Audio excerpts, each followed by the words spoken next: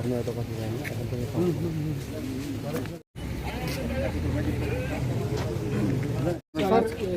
এই যে ভিজিটের এই যে ঘটনা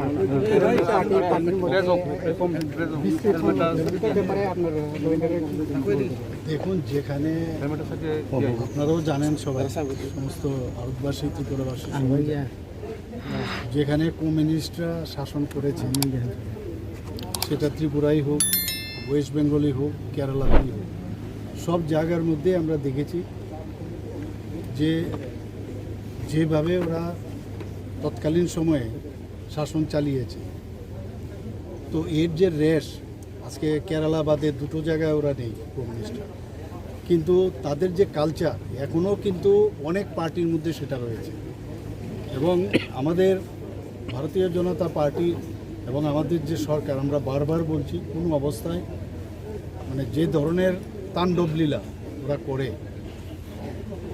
অগ্নিসংযোগ, সন্ত্রাস, এগুলো তো মানে এগুলো সব সিপিএম থেকেই ওরা কিন্তু কালেক্ট করেছে। আমি বলি তো এই ধরনের রাজনীতির আমরা কোনো অবস্থায় তাকে আমরা মান্যতা দেই না। আর পুলিশ তো পুলিশের কাজ করবে, আইনের কাজ করবে। এবং আমি এখনও বলবো সময় আছে এর থেকে বেরিয়ে আসার জন্য। ওয়েস্ট বেঙ্গলে একই অবস্থা আপনারা দেখেছেন, কেরালাতে তো বলে লাভই নেই।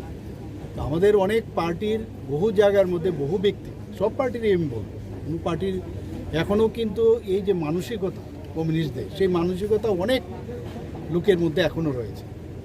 এবং এখান থেকে বেরোবার জন্য আমি আহ্বান করব। আর এইভাবে জোর করে কিছু আদায় করা বা জোর করে নিজেকে প্রতিষ্ঠিত করা, সেটা কিন্তু হবে না। মানুষ সেটাকে কোনো অবস্থায় অ্যাকসেপ্ট করে না। তো আমরা এইগুলো দেখছি। এখানে একটু আগে আমি যে মিতা দেববর্মা যে মহিলা আছেন, ওনার বাড়িতে আমি গিয়েছিলাম। ভদ্রমহিলাকে যেভাবে অত্যাচার করা হয়েছে, ওনার বাড়ির জিনিসপত্র লুট করা হয়েছে, ওনার গয়নাগাটি লুট করা হয়েছে, উনি বললেন, টাকা পয়সা সব, এবং ওখানকার ফ্রিজ থেকে আরম্ভ করে সব কিছু নষ্ট করে দিয়েছেন। She was crying like anything. এটা কীরকম কথা? কোন জায়গায় আমরা বসবাস করছি? এটা হওয়া উচিত না। এটা এখানে আমরা পার্টি অফিসে, এর আগেও আপনারা দেখেছেন বারবার কিছু হলে পার্টি অফিস ভেঙে দেওয়া, আগুন জ্বালিয়ে দেওয়া।